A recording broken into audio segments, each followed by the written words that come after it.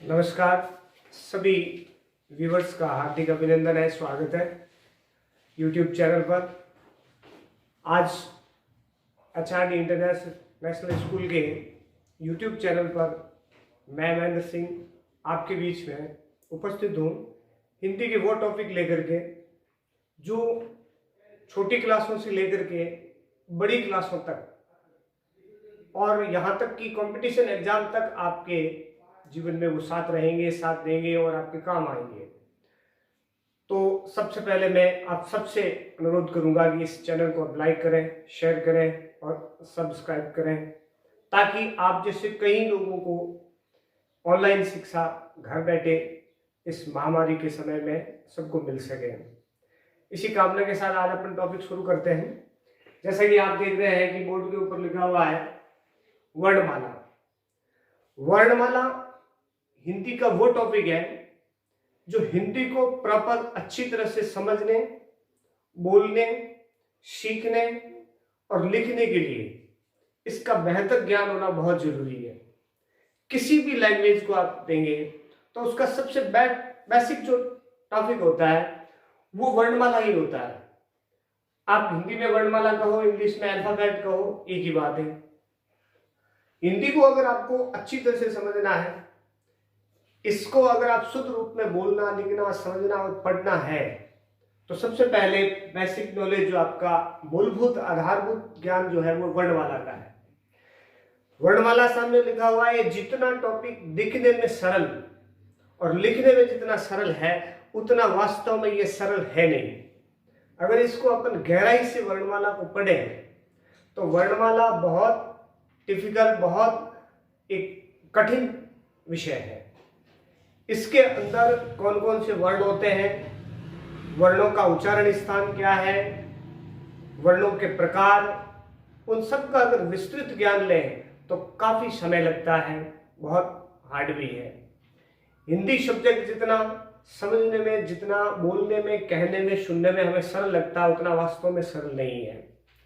क्योंकि हिंदी की उत्पत्ति संस्कृत से हुई है और संस्कृत आज के जमाने में दुनिया की सबसे कठिन जो लैंग्वेज है। तो हम बात करते हैं हिंदी के अंदर वर्णमाला की।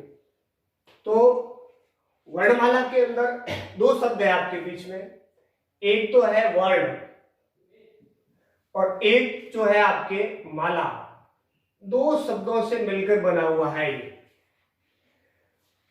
माला का मतलब तो हम सब जानते हैं, जब आप किसी मनकों को या किसी चीज को क्रमबद्ध रूप से लगातार पिरोते हैं तो उस क्रमबद्ध रूप में पिरोई हुई चीज को माला कहते हैं। यहां पर भी वही सिस्टम है। यहां माला है वर्णों की। और वर्ण से क्या तात्पर्य है? वर्ण का मतलब किसी हिंदी भाषा की मूलभूत ध्वनि होती है वर्ण। यानी किसी भी भाषा को सीखने के लिए जो छोटे अक्षर होते हैं जिनको आगे आप विभाजित नहीं कर सकते और जिनसे वाक्य बनते हो, शब्द बनते हो, पद बनते हो, बनते हो, उपपद बनते हो, वो मूलभूत ध्वनि और वो मूलभूत आवाज आपकी वर्ण कहलाती है। इन वर्णों का जो व्यवस्थित क्रम है, व्यवस्थित क्रम से मतलब कि कौन सा वर्ण कब आएगा, किसके बाद आएगा, कौन सा पहले आएगा, उस व्यवस्थित क्रम को ही हम वर्णमाला कहते हैं। तो अगर आप वर्णमाला की परिभाषा लें तो आ जाएगा इसका कि वर्णों का व्यवस्थित क्रम वर्णमाला कहलाता है। वर्ण जब व्यवस्थित रूप से आप लिखते हैं, क्योंकि कई बच्चे और कई लोग वर्णमाला की परिभाषा देते हैं कि वर्णमाला किसे कहते हैं, तो उनका सबसे सीधा जवाब वर्णों के समूह को वर्णमाला कहते हैं।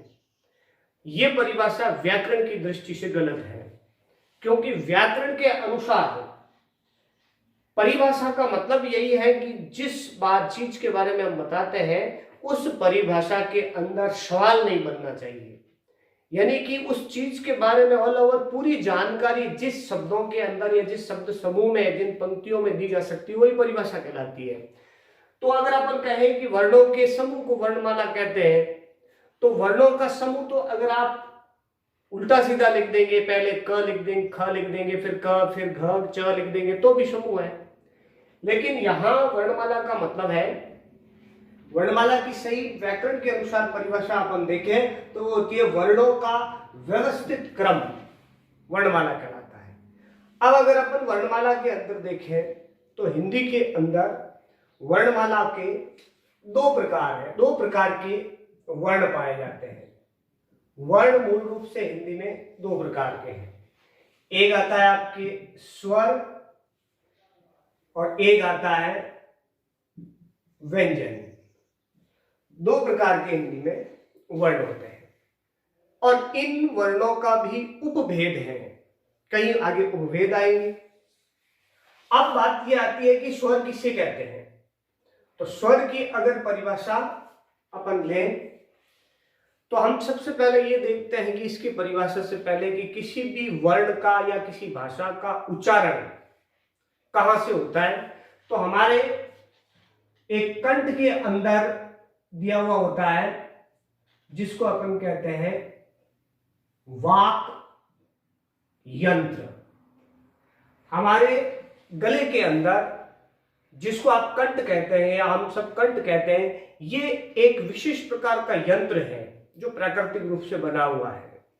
इसकी संरचना अगर अपन देखें तो बांसुरी के आकार की ऐसी संरचना होती है और इसके अंदर कई ऐसे पर्दे लगे हुए होते हैं जहां से अंदर से फेफड़ों से हवा निकलती है। वो हवा इस बांसुरी के अंदर से निकलती है। तो किस प्रकार का वर्ण बोलेंगे हम, उस वर्ण की हवा निकलने की अलग अलग स्थितियां होती है और उन स्थितियों के आधार पर ही वर्णों के प्रकार बनाए गए हैं, वर्णों के भेद बनाए गए हैं कि किस वर्ण की कैसी ध्वनि निकलती है। अगर अपन इस वाक यंत्र के आधार पर चर्चा करें तो वर्ण मोटे रूप से दो प्रकार के निकलते हैं। आगे और भी भेद आएंगे इस वर्ण के वाक यंत्र के आधार पर। मोटे रूप से दो प्रकार के वर्ण आता है, एक स्वर वर्ण आते हैं और एक व्यंजन वर्ण आते हैं। अगर अपन बात करें स्वर वर्ण की तो अपन इस वाक्य यंत्र में देखते हैं कि इस वाक्य यंत्र के अंदर जो हवा निकलती है फेफड़ों से और वो वाक्य यंत्र से निकलती है। अब जिन वर्णों की का उच्चारण करते समय वायु फेफड़ों से सीधी इस वाक्य यंत्र से निकल जाती है और स्वतंत्र रूप से निकलती है, किसी दूसरे या अन्य वर्ण की सहायता की आवश्यकता नहीं होती है, तो ऐसे वर्णों को हम स्वर कहते हैं। स्वर की सीधी सी परिभाषा है कि जिन वर्णों का स्वतंत्र उच्चारण हो। अब ये आपकी वर्णमाला ईश्वर की परिभाषा है कि जिन वर्णों का उच्चारण स्वतंत्र रूप से होता हो उन वर्णों को स्वर कहते हैं। अब स्वतंत्र रूप से उच्चारण से मतलब क्या है? इसका मतलब यह है कि किसी वर्ण को बोलते समय किसी अन्य वर्ण की आवश्यकता नहीं होती है, कोई दूसरा वर्ण उसके साथ मिलाने से उसका उच्चारण करने की आवश्यकता नहीं है। वो वर्ण सीधा फेफड़ों से वायु निकले और सीधी वाक्य यंत्र से होते हुए एक ध्वनि उत्पन्न कर दे तो वो वर्ण सभी स्वर कहलाते हैं। यानी स्वर की परिभाषा वापस मैं आपको बता देता हूं कि स्वर वे वर्ण होते हैं जिनका उच्चारण स्वतंत्र रूप से वाक्य यंत्र के द्वारा किया जाता है, उन वर्णों को स्वर कहते हैं। यानी कि इसका उच्चारण आपको याद शॉर्टकट में ये रखना है कि स्वतंत्र उच्चारण होता है वर्ण स्वर का। अब इसके ऑपोजिट, इसके विलोम में विपरीत व्यंजन की तरफ आएंगे अपन। ये याद रखने का तरीका है, अगर आप परिभाषा पेपर पे लिख करके उसको रटेंगे तो बच्चों के लिए थोड़ी दिक्कत हो जाती है, लेकिन अगर उसको मूल रूप से अपन गहराई में जाकर के समझें तो आपको परिभाषा याद करने की आवश्यकता नहीं है। इसलिए मैं आपको सीधा बताता हूं कि दोनों में संबंध क्या है। एक को याद करोगे दूसरा अपने आप याद हो जाएगा। तो स्वर का मतलब है स्वतंत्र उच्चारण, यानी जिन वर्णों का उच्चारण वाक्य यंत्र के द्वारा स्वतंत्र रूप से किया जाता है उनको स्वर कहते हैं। तो अगर ये स्वतंत्र रूप से उच्चारण होता है तो इसका उल्टा इसका विपरीत व्यंजन हो जाएगा। तो व्यंजन की परिभाषा क्या हो जाएगी कि स्वरों की सहायता से उच्चारण। अगर किसी वर्ण का उच्चारण अपने आप ना होकर के या स्वतंत्र रूप से ना होकर के स्वर की सहायता लेनी पड़े, उन वर्णों को व्यंजन कहा जाता है। यानी कि स्वर तो स्वतंत्र रूप से उच्चारित होते हैं, व्यंजन स्वरों की सहायता से उच्चारित होते हैं। तो अब आपको सीधी सी परिभाषा है, मैं परिभाषाएं बोर्ड पे नहीं लिख रहा हूं। उसकी वजह यह है कि आपके इस लास्ट में वीडियो के अंत में आपको मैं कुछ सवाल दूंगा जिनके उत्तर आपको कमेंट्स के अंदर बताने हैं, या आप होमवर्क के रूप में घर पे होमवर्क के रूप में कर सकते हैं। और अगर आपको समझ में नहीं आया तो आप कमेंट्स करके इस चैनल के माध्यम से या स्कूल के कांटेक्ट के माध्यम से आप पूछ भी सकते हैं। अगले वीडियो के अंदर मैं आपको उसका जवाब दे दूंगा। इसलिए मैं परिभाषाएं नहीं लिख रहा हूं, सिर्फ समझनी है और उसके बाद आपको खुद घर पे बैठ करके परिभाषा बनानी है, जो प्रश्न मैं आपको अंत में आगे देने वाला हूं। तो स्वर की सीधी सी परिभाषा मैंने आपको बताई कि जिन वर्णों का उच्चारण स्वतंत्र रूप से होता हो वो वर्ण स्वर कहलाते हैं। तो व्यंजन किसको कहेंगे, इसकी परिभाषा क्या हो जाएगी कि जिन वर्णों का उच्चारण स्वरों की सहायता से होता है उन वर्णों को व्यंजन कहते हैं। अब परिभाषा आराम से कर सकते हैं, घर पे करनी आपको बैठ करके आराम से लिखनी है और अपनी लैंग्वेज में लिखनी है। किसी लिखी लिखाई परिभाषा को रटने की आवश्यकता नहीं है, समझिए उसको और उसके बाद अपने शब्दों में उसकी परिभाषा देनी है आपको। तो इन दोनों की परिभाषाएं हो गई। अब आता है कि हिंदी वर्णमाला के अंदर सबसे बेसिक सवाल, कई बार जब मैं क्लास में पढ़ाता हूं तो बच्चे सवाल पूछते हैं और कंपटीशन एग्जाम में भी आता है। कई जो लोग होते हैं वो पूछते हैं कि हिंदी में कुल वर्ण होते कितने हैं, क्योंकि इंग्लिश का एक साफ सुथरा सा फॉर्मूला है कि उसके अंदर 26 वर्ण होते हैं। अल्फाबेट कितने होते हैं, 26 होते हैं। अब आपको सेंटेंस बनाना है, वर्ड बनाना है, जो भी बनाना है वो 26 वर्णों से ही बनाना है। लेकिन हिंदी के अंदर भी यही बात पूछी जाती है कि हिंदी वर्णमाला में कुल वर्ण होते कितने हैं। तो अगर आपको यही सवाल किसी कंपटीशन एग्जाम में, किसी लिखित रूप में, किसी एग्जाम में, परीक्षा में पूछा जाता है तो आपको कुछ भी आसपास का आंकड़ा याद रखना नहीं रखना है। सीधी सी बात याद रखनी है कि हिंदी के अंदर वर्ण 44 होते हैं। कई जगह आपको 52 मिलेंगे, 47 मिलेंगे, 46 मिलेंगे, 42 मिलेंगे, 33, 34 मिलेंगे। आपको कुछ याद नहीं रखना है। हिंदी में मानक हिंदी वर्णमाला जो है उसके अंदर 44 वर्ण है। मूल रूप से हिंदी में 44 वर्ण ही है। अब ये 44 वर्ण कहां से आए, जिसमें आपके 11 तो होते हैं इसके स्वर और 33 होते हैं व्यंजन। 11 और 33 दोनों प्लस करें अपन तो 44 होते हैं। यानी कि एक बात आपको याद रखनी है कि हिंदी में वर्णमाला में वर्ण कितने होते हैं, इस प्रश्न का सीधा सा जवाब है कि 44 वर्ण होते हैं। अब अगर कोई तर्क रखे कि हिंदी के अंदर 52 वर्ण भी होते हैं, कई जगह आप देखेंगे तो हिंदी में 46 वर्ण आते हैं, लेकिन उसके अलग अलग आधार हैं। उसमें ऐसा नहीं है कि आप 46 52 गलत नहीं है। आप किसी से ये भी बहस नहीं कर सकते कि 52 नहीं होता है 44 होता है। 52 भी होते हैं, 44 भी होते हैं, 46 भी होते हैं। आपको ये सभी आंकड़े हैं, लेकिन इनके आधार अलग अलग हैं। यहां कई पढ़े लिखे लोग, कई लोग हमसे भी कई बहस करते हैं, जो हिंदी पढ़ाते हैं, टीचर पढ़ाते हैं। कंपटीशन एग्जाम लेवल में सबसे बड़ी दिक्कत आती है ये कि हिंदी में वर्ण कितने होते हैं। तो कुछ लोग कहते हैं 52 होते हैं, कुछ लोग कहते हैं 44 होते हैं। तो उसमें आपको बहस में नहीं पढ़ना है, आपको सीधा सा याद रखना है कि हिंदी में 44 वर्ण होते हैं। अब रही बात 52 की, तो वो क्यों होते हैं, क्योंकि उसका आधार अलग है।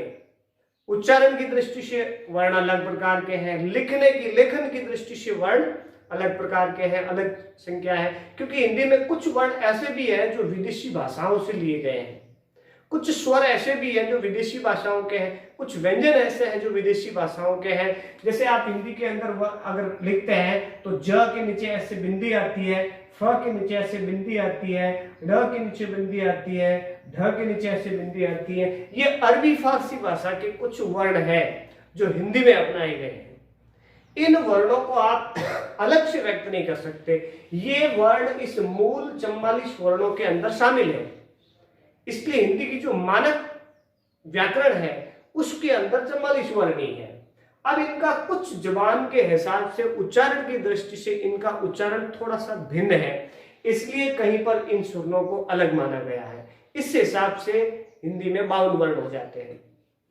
तो आपको सीधी सी बात है कि हिंदी में 44 वर्ण होते हैं। अब 11 स्वर होते हैं और 33 व्यंजन होते हैं। ये आपको हर जगह काम आएगा, केवल एक स्कूलिंग शिक्षा में नहीं, कंपटीशन एग्जाम में भी काम आएगा। अब आता है कि हिंदी में 11 स्वर होते हैं। परिभाषा मैंने आपको बताई है, घर पे अपने आप करनी है, आपको लिखनी है। उसी प्रकार नहीं आती है तो कमेंट में बता देना, आपको अगले वीडियो में फिर से मैं बोर्ड पे लिखा दूंगा। लेकिन फिलहाल आपका होमवर्क है, इसलिए मैं इसकी पूरी परिभाषा बोर्ड पे नहीं लिख रहा हूं। आपको सुनना है, देखना है, समझना है, फिर खुद परिभाषा बनानी है। अब इसके कुल कितने 11 स्वर होते हैं। अब 11 स्वर कौन कौन से होते हैं, तो अपन सीधा अगर इनके स्वर लिखे तो इसके आते हैं अ, ई और उ। ये 3 वर्ण जो मैंने लिखे हैं आपके सामने, ये तीनों वर्ण हिंदी के अंदर कहलाते हैं मूल वर्ण। इनको मूल वर्ण कहो या मूल स्वर कहो। अब इनको मूल स्वर क्यों कहते हैं, इसकी वजह है मूल स्वर कहने की, क्योंकि ये 3 ऐसे वर्ण हैं हिंदी के अंदर जो किसी अन्य स्वर से मिलकर नहीं बने हुए हैं। ये अपने आप में स्वतंत्र है, इनके अंदर कोई दूसरा वर्ण नहीं है, इसके टुकड़े नहीं कर सकते आप अ को, ई को और उ को। इसलिए हिंदी में 3 मूल वर्ण कहलाते हैं।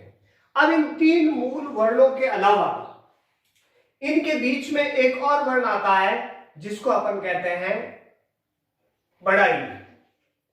उसके बाद में एक और जिसको कहते हैं बड़ा ऊ।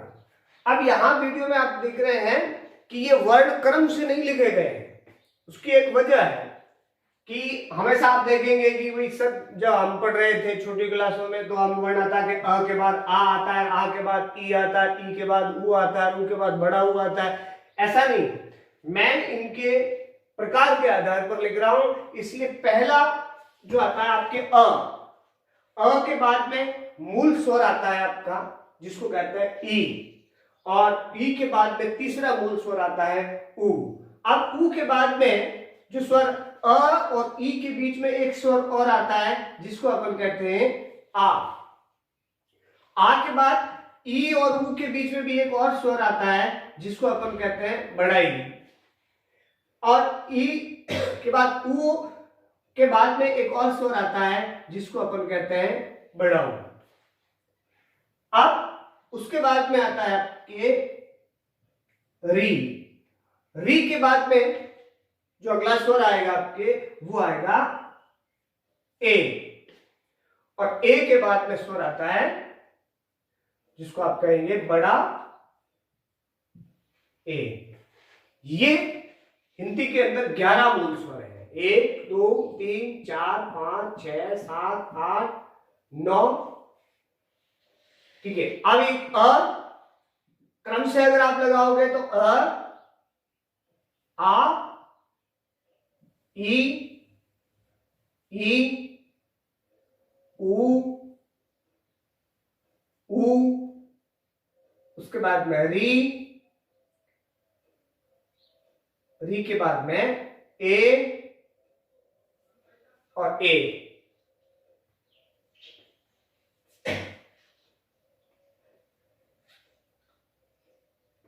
अब ये आपके स्वर आते हैं अ। इनको अगर आप क्रम से लिखेंगे तो आ जाएगा आपके अ, आ, ई उ री, ए,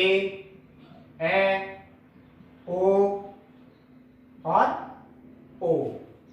ये 9 है और अगला आपके आता है ओ और ओ। ये टोटल 11 स्वर है हिंदी में। इन 11 स्वरों में तीनों को मैंने अलग लिखा है। क्यों अलग लिखा? क्योंकि ये तीन हिंदी में मूल स्वर कहलाते हैं, मूल वर्ण कहलाते हैं। इन्हीं तीन वर्णों से ये बाकी वाले वर्ण बनेंगे। अब अगर आप इस चीज को याद कर लेंगे यहां से, तो हिंदी का जो टॉपिक है संधि, जिसमें स्वर संधि आती है और 5 प्रकार आते हैं, उसके 5 प्रकार आपको इस वर्णों के उच्चारण से, इनके बनने के तरीके से आपको पूरी स्वर संधि याद हो जाएगी। कैसे? अगर इनको अपन देखें तो 3 तो मूल हो गए, उसके बाद में आ किससे बनता है? तो वो होता है अ प्लस अ से। तो यहां पर आपको संधि याद रखनी है कि यहां दीर्घ संधि आ जाएगी। अगले आप संधि पढ़ेंगे उस समय तो आपको यहीं से संधि याद हो जाती है। अगर वर्णों का प्रकार पढ़ लेते हैं आप तो यहां दीर्घ संधि हो जाती है। ई का निर्माण किससे होता है कि ई प्लस ई हो जाता है, तो यहां पर भी आपको दीर्घ संधि नजर आएगी। ऊ का निर्माण किससे होता है? तो होता है ऊ प्लस ऊ, छोटा ऊ से छोटा ऊ बड़ा ऊ बन जाता है। री का निर्माण किससे होता है कि आपका ई प्लस री से र से हो जाता है। और री के विषय में अगर आप कंपटीशन एग्जाम में आगे पढ़ेंगे तो एक विवाद होता है कि कुछ विद्वान इस री को स्वर मानते ही नहीं है, इसको व्यंजन माना जाता है। ये संस्कृत का स्वर है, हिंदी में इसको स्वर नहीं माना जाता है क्योंकि र आता है तो इसको व्यंजन की श्रेणी में रखते हैं, लेकिन मूल रूप से इसको मानक हिंदी वर्णमाला के अंदर इसको स्वर माना गया है। उसके बाद में अगर आप ए का निर्माण देखें, अब सबसे बड़ी बात क्या संधि होती है और ए का निर्माण है। ए का निर्माण किससे होता है कि अ और ई मिलने से, अ और ई मिलेंगे तो ए बनेगा। अगर आपको बड़ा ए बनाना है तो बड़ा ए बनाने के लिए आपको ए प्लस अ हो जाएगा। अगर आपको ओ बनाना है तो इसके अंदर अ प्लस ऊ मिलेगा तो ओ बन जाएगा। अगर आपको बड़ा ऊ बनाना है तो बड़ा ऊ बनाने के लिए इसके अंदर आपको प्लस करना पड़ेगा ओ प्लस अ, इससे बन जाएगा बड़ा ऊ। अगर ये निर्माण आप याद रख लेते हैं तो आपको संधि याद करने में बहुत सरलता हो जाएगी, आराम से आप स्वर संधि को कवर कर पाएंगे। अब इनको अगर मूल स्वर कहते हैं तीनों को, तो बाकी जो ये बचे हुए स्वर है इनको क्या कहेंगे हम? इनको कहा जाता है हिंदी के अंदर संयुक्त स्वर। आगे आप पढ़ेंगे अपन अगले वीडियो के अंदर व्यंजन, तो वहां पर भी आएगा संयुक्त व्यंजन भी आएगा, संयुक्त स्वर भी आता है। इनको संयुक्त स्वर क्यों कहा जाता है? इसलिए कहा जाता है क्योंकि ये स्वर दो स्वरों से संयुक्त होने से बने हुए हैं। संयुक्त का मतलब मिलना, दो स्वर मिलकर के एक तीसरा स्वर बनाते हैं, इसलिए संयुक्त स्वर कहलाते हैं। और ये मूल स्वर इसलिए कहलाते हैं क्योंकि ये किसी भी स्वर से मिलके बने हुए नहीं है, ये अपने आप में इनका स्वतंत्र अस्तित्व है, अ, ई और उ। तो ये कंपटीशन एग्जाम में सवाल पूछा जाता है कि निम्न में से कौन सा मूल स्वर है, तो आपको 4 ऑप्शन दे देंगे, उनमें से अगर अ, ई और उ में से कोई भी है तो ये मूल स्वर में आता है। अगर एक ही सवाल दे दिया जाए आपको कि निम्न में से संयुक्त स्वर कौन सा है, तो इनमें से कोई भी एक ऑप्शन आता है तो वो आपका संयुक्त स्वर होता है। तो इस हिसाब से रचना के हिसाब से स्वर 2 प्रकार के हो गए, एक तो आपके मूल स्वर और एक आपके संयुक्त स्वर। अब स्वर का प्रकार यहीं पर नहीं बनता है, स्वर आगे जाकर के 6 प्रकार के और हो जाते हैं, जिनमें होठों की स्थिति के आधार पर, मुख विवर की स्थिति के आधार पर, उच्चारण के आधार पर, मात्रा के आधार पर और प्राण के आधार पर, अलग अलग 6 आधार पर स्वर अलग अलग प्रकार के होते हैं। तो इस वीडियो के बाद अगले वीडियो में हम स्वर को पढ़ेंगे, जिसके अंदर स्वर के 6 आधार और 6 आधारों पर स्वर कितने प्रकार के होते हैं, कौन कौन से होते हैं, उनका विस्तृत अध्ययन पढ़ेंगे। मैंने शुरुआत में कहा था आपको कि वर्णमाला जितनी दिखने में सरल है, जितनी लिखने में सरल है, उतनी सरल है नहीं, क्योंकि इसके अंदर आप गहराई से घुसेंगे तो बहुत सी चीजें ऐसी हैं, बहुत सी ऐसी बातें हैं जो बहुत उलझाने वाली और याद करने वाली है। अब ये चीजें कब होगी? जब आपको आधार इनका याद होगा, बेसिक चीजें आपको इनकी याद हो जाएगी। तो आपको सीधी सी परिभाषा, आज मैंने आपको कहा था कि मैं सवाल दूंगा, आपको कौन कौन से सवाल करने हैं, और वो सवाल अगर समझ में नहीं आए हैं तो कमेंट करके आपको अगली बार बताना है, ताकि मैं अगले वीडियो में उसका सॉल्यूशन करूंगा। तो पहला सवाल आपका ये बनता है, वर्णमाला किसे कहते हैं। उसके बाद आपका सवाल, इस वर्णमाला की परिभाषा आपको होमवर्क के रूप में घर पे परिभाषा करनी है। मैंने अभी आपको परिभाषा बताई थी। वर्णमाला किसे कहते हैं। दूसरा सवाल बनता है आपका, वर्णमाला में वर्ण कितने प्रकार के होते हैं। तो मूल रूप से वर्ण 2 प्रकार के होते हैं, सामने लिखा हुआ है स्वर और व्यंजन। तीसरा सवाल आपका बनता है कि हिंदी में स्वर कितने होते हैं, 11 होते हैं। चौथा सवाल है आपका, हिंदी में व्यंजन कितने होते हैं, 33 होते हैं। पांचवा सवाल है, हिंदी में कुल वर्ण कितने होते हैं, 44 होते हैं। अगला सवाल आपका है कि हिंदी में मूल स्वर कितने होते हैं, 3 होते हैं। कौन कौन से, अ, ई और उ होते हैं। हिंदी में संयुक्त स्वर कितने होते हैं, तो आपको 11 में से 3 निकाल देने। हिंदी में संयुक्त स्वर कौन कौन से होते हैं, तो ये आपके बोर्ड पे लिखे हुए हैं, इनको संयुक्त स्वर कहा जाता है। उसके बाद आपका इंपॉर्टेंट सवाल बनता है कि स्वर किसे कहते हैं और व्यंजन किसे कहते हैं। ये सवाल आपको अपनी कॉपी में घर पे बैठ करके करना है। इनमें से कोई समझ में नहीं आए तो आपको कमेंट करके बता देना है, अगले वीडियो में आपको उसके सॉल्यूशन मिल जाएगा। धन्यवाद।